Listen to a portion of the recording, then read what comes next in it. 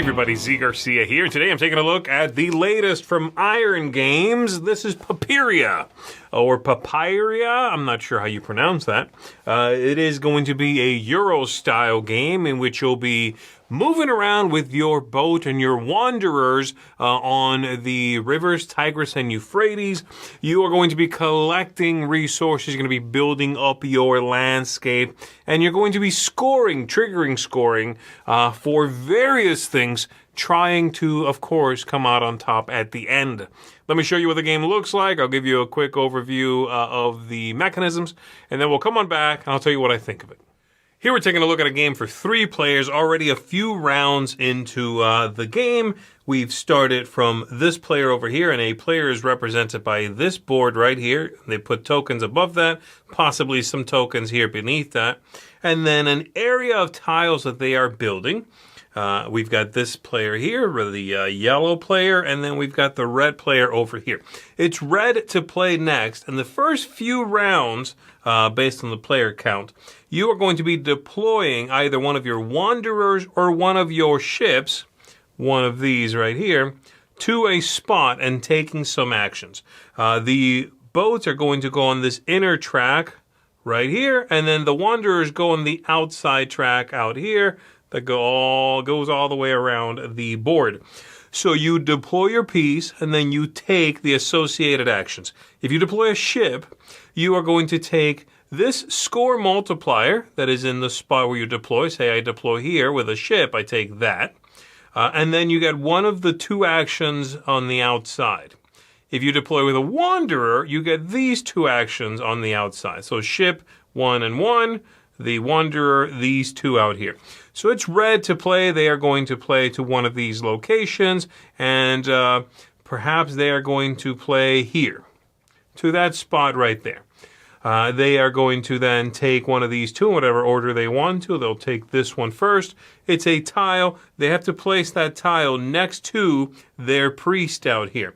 So this is going to be built. You do not have to match sides. I could play this like this if I want to. But you do benefit from having a longer river, so you might want to do it. I'm going to indeed do this, and then after you place a tile, the priest will move to that tile. And then the second action out here is making income, making lapis, which is one of the 2 currencies, the other one being papyrus. So I am going to check how many mountains I have, how many of these mines. I have 1, 2, 3.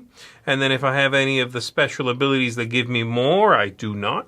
So I get 1, 2, and 3 of these, and I will put that right here with my other 2, like so. So that is my turn. Now we go to the next player, which is the green player. They have their priest right here. But all their pieces are already in play, so they are going to move one of their pieces. And really, this is the majority of the game. You only deploy and take an action during the first 3, 4 rounds, depending on the player count. From now on, you will select one of your pieces, one of your ships or one of your wanderers, and move that piece clockwise 1 or 2 spaces, though you can pay lapis to move farther than that. And so the green player is going to select one of their pieces, and they could, for example, select this one and go 1 and go 2, because you do not count occupied spaces, okay? Same thing for these ships. You can also boot someone out of the location. If I really wanted that spot, I could go 1 and I could go 2 in there, pay a lapis, and have that player kind of scoot over to the next open space so that I could take this action. Now, if when you move, you land across from another player, say green goes, they land there, and I'm across from the other player, meaning I just moved my ship and they have a wanderer there, or vice versa, then I may pay them 1 lapis to gain 1 papyrus from the supply here, okay? And after I've moved, then I may, of course, take my 2 actions. If I land across from my own piece, then I may take my priest and put them anywhere I want to in my board so that I can build next to that spot. That's the only place I'm allowed to build, and then the priest moves to that location, okay? So that is what's going on, and green is going to be taking a turn. So what are the various things we can take out here? Well, There is production, which I already showed you. There is taking new tiles. I do need to reveal that, which I've already shown you, taking new tiles. You get multipliers on the inside. They're all really the same, but they multiply different scoring opportunities. We'll come back to that. You'll see here you begin with some, and then more and more of those you can stack above those spots. And then the other things out here that you can do are you can build these temples. They are going to go, and you have there's player aids on the table here. You can build one of those temples on one of these statues, okay? The first one's going to be 1 lapis. The second one you build is 2, and so on. And then you can build one of these on your forests. And again, 1, 2 for the second, and so on. So you can take those here. You can take them here, right? These different locations. You can also then gain income from the, over here you get papyrus, and this income I've already talked about. The papyrus you'll see in some locations they show you 1 or 2. The starting tile shows 2 there. Some other tiles will show a further 1, like right here. And then lastly, scoring. These are going to be scoring tiles. When you choose to take that, you are going to be triggering scoring for something that thing denotes. So let's go ahead and take a turn for green here. Green's going to go there. They land across from red. They are going to pay them a lapis to take a papyrus because they can do that. They are then going to take this action where they get one of these and put it on one of their mountains, cover that up. It will increase their income when they choose to do that. And then they are going to trigger this scoring right here, okay? The very first thing you do is increase this token on the bottom here, this track. It sort of limits, it's your knowledge, and it limits the amount of victory points you can make. So it goes up by 2 for green. Green's going to go right there. So they have 7. Okay, everybody begins at 5. And then it shows you a symbol there that they are going to be triggering scoring for that symbol. And various things are going to score differently. Let me show you that. Here we have all of the different kinds of scoring, okay? And so you've got mountain scoring. You're going to be checking the largest group you have of contiguous mountains. That's the stone and the peaks that we're putting out, those blue peaks. The biggest group of those with the peaks counting as 2. And you multiply that by your mountain scoring, this one right here, okay? Then you've got river scoring, your longest river, 1 apiece, times the river scoring, which is this one right here. This player already has an extra 1. So for them, if this player was scoring river right now, it would be 1, 2, 3, 4, 5 times 2 is 10 points. But if their limiter is only at 5, their knowledge, it could only make 5 victory points across the top. And so on. There's different kinds. The weirdest ones are the scoring for the city and the temple, which are thankfully the same, but you count the smallest amount of tiles between all of your cities or temples, plus 1 per city or temple. So in this example we're looking at here, you are getting, there's a temple there and a temple there and a temple there. The smallest, amount of tiles you can traverse to get within 1 of them all would be 1, 2, 3, 4, 5, 6, and then plus 1, plus 1, plus 1. Okay, that's the idea. It's a weird scoring, but that's how that's gonna go. And same thing for the little cities up here. Most of them do care about adjacency. These over here, which are the ones we're scoring now, the sanctuaries, cannot be next to one another on 2 tiles adjacent to one another because they won't score at all. So let's go back to what green was doing over here. They are scoring, where'd they go? They went right there and they took this tile and they're going to be scoring those sanctuaries. They have 1 there and they have 1 here, and that's it. That's 2 of them then. And then they check the multiplier, which is on their little player board over here. And there's 2. You begin with 2. And so very simply, 2 times 2 would be 4. That's not more than the amount they're allowed to make, so they make 4 points. Okay. Now, the scores in this game go bananas, okay? You'll see the track here goes to 50 right there. And then once you go past 50, you go back to the beginning and you take one of these. And this represents 50. And there's a whole bunch of these that they give you. That's just a few out of the bag of these that they give you. So the scores kind of get into the hundreds, all right? So be aware of that. So that's what this player did. They're going to keep this for the end of the game and some end game scoring, and they are done. And now it goes to the next player. The next player, again, it's yellow. They've already placed them all during the first 3 rounds, and now they pick one and move it. With 3 players, you have 1 ship and 2 wanderers. With 2 players, you have 2 ships and 2 wanderers. And with 4 players, 1 and 1. All right? So they pick one, they move it. We have to make sure we replenish this. And they trigger something. There's a couple of special places where if you pass by, I do want to mention, if you walk by this little tent, it's sort of like 2 pieces of cardboard that make a little tent. If you walk by there, past that, you're allowed to pay 2 papyri, or papyruses, papyri, whatever. I hate that word. To trigger one of these scorings on the side. And if you walk past this one, you're allowed to pay 1, 2, or 3 to move up your knowledge 4, 7, or 9, respectively. Okay, so you can score more. So those 2 are optional. You can do those if you want to. You do not have to do that when you walk past there.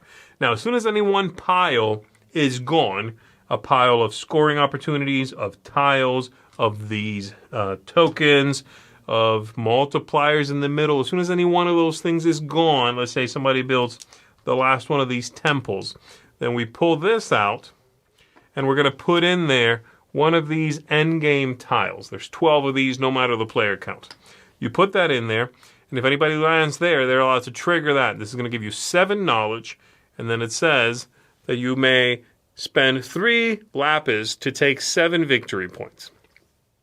As soon as one of these is taken, we replenish it again with one of those, and as soon as any other tile place is empty, you put another one of those.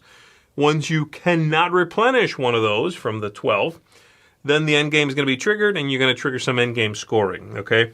Which I'm not going to go over. I will mention one last thing. Throughout the game, one more free action you can take is looking over here at these things, and if you meet a threshold, then you can take that. So, for example, this player over here has already one of these temples, but if they're the first ones to get to 3 of those, then they would take this. This means this is the threshold down here, what they need to achieve that. This is another multiplier, and this lets them score temples at the end of the game one more time. So this would go here, like that. And it adds 2 more to the multiplier for temples. And there's the next one then, to the next player who achieves this, is the same. It still lets them score at the end. There's a single multiplier. And then the last one has no extra multiplier, but again, they can score temples at the end of the game. And you have, like I said, some player aids here. This is how you build and the costs. You've got here a reminder that your score is, limited by your knowledge and how you're going to get some knowledge. This is some final scoring. Whoever has the most of these things gets to trigger a scoring of that type. And then here is a little reminder of the actions that you may take. You can move 1 or 2 steps. You can pay to bump someone else. You can pay lapis to move further spaces. And bonuses if you are across from yourself or across from another player, that sort of thing. So there you go. That's hopefully an idea of everything that's going on. Like I said, there's a lot of little moving parts, but I think that's, a general concept of what's happening. Let's go ahead and go back up top and let me give you some final thoughts. I tend to like the games that come out of Iron Games, and this is no exception. I like this one too, though I have a few things about this one. There's a few aspects of it that I find a little lacking or a little not sort of fitting me so much, which means that this is not my favorite from the company. It is one I think I would still recommend with some caveats, okay? So let's go ahead and dive into that. I'll tell you the good first, and the good is that the game has excellent choices that you are going to be making from turn to turn. And those choices come with a nice amount of progression, a good beats in the game. At the very beginning of the game, you are placing out your characters, and that depends on the player count, how many times you'll do that. But 2 or 3 or 4 times, you just pick the thing you want, and you put a worker out there, and you take that stuff. There's some nice choices there with what you do.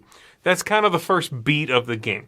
Then the second beat, which is the longest sort of part, is that idea of picking up your character, your boat or your wanderer, and then moving them around. So it has this sort of rondel feel a little bit. You can pay to go, to go more spaces, to go farther. You can bump somebody else out of a space that you really wanted to, and you're manipulating all of these things. I like that. And then near the end of the game, as things start to dry up, then you put those scoring tiles in their place. And that feels good, because then it's like, ooh, okay, if I have the right number of lapis and the papyrus I need, I can jump in there and score a nice chunk of victory points. So the game has a good cadence to it. There's a neat, sort of a neat moments and some good progression to the whole thing. There's a lot of interconnected decisions as well. And I like, for example, the 2 locations where if you cross that threshold, you can pay to move up on the knowledge track, or you can pay to trigger another scoring. I like those things. I like those choices. Now, things I did not like as much. I think the look of the tiles is pretty rough, and there's this general sort of clip art look to the whole thing, with the iconography being tossed on the tiles without any particular rhyme or reason. They do not rotate. You can rotate. I'm just saying things will end up upside down. The icons don't really pop on that generally sort of very dirt brown background.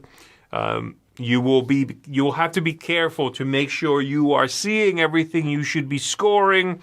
It's hard to visually put together. This is my biggest mountain range, because they'll be just in random places on those tiles, okay? So that's what I'm talking about. The clarity and the look of the tiles is, in my opinion, subpar. The other big problem is the fact that the scoring in the game has this flow that goes from getting a few points there early in the game to getting dozens of points towards the end of the game. Right, the game will end up kind of in the hundreds, like I said, 100 or at least over 100 easily, 182 to 214, that kind of thing. And the first few times you score in the game, it'll be like 7 points. Okay, but near the end of the game, and especially with the end game scoring you're going to be doing, it could be, I made 52 points. And that doesn't feel very good for the first half of the game. It ends up making that half, those first few points, feel insignificant. It's kind of like playing a trick-taking game where every trick you win for the first round is worth 1 point, but then in the 6th round is worth 6 points. That first round just feels insignificant in many ways. And this has a little bit of that feel as well. I also thought that the scaling in the game was less interesting towards the lower count. I think it's better with more. Having only 2 players means you're both controlling 2 wanderers and 2 ships, and it's a lot of pieces to keep track of on the board. You're like, okay, well, which one do I want to do? Where do I want to go? If you're playing with the higher player count, then it's 1 ship, 1 wanderer, you have 2 people you can move, you still have tons of options. That's not the problem. It's just, it helps with the decision making in this game, because it could lead to a lot of analysis paralysis in this game. There's a ton going on. There's a lot of interconnected things, like I said. But if you, at the 2 player count, there's more pieces you could move. And that bogs it down a little bit more than I would like. So I do like it with more players. So those are the big ones. That's, like I said, some good, some bad. Would I recommend this game? I think to somebody who does not have an issue with the look of the game. You're used to games looking like this. You're not a stickler for, the surface beauty of things. Then yes, I think you're going to like it. Be aware it's a very crunchy Euro game, and be aware it does have that sort of scaling curve, or scoring, I should say, ramp that feels a little iffy, especially upon repeat plays for the first third, maybe half of the game. But I would still recommend it because it does some interesting things. I like the moving parts and the gears that are running through this game and the way they work together. I like those things. So for me, this is going to get a 7 out of 10. That is still a seal of approval. Like I said, I like other games from this designer and this company a little bit better, but this is not a bad one. I would love to see a second edition with maybe an improved look and a little more visual clarity, but that's okay. Beggars can't be choosers. So there you go. 7 out of 10 from me, folks, for Papyria or Papyria. It's one of those two, right? My name is Z Garcia. Thank you for tuning in, everybody. I'll see you on the next one.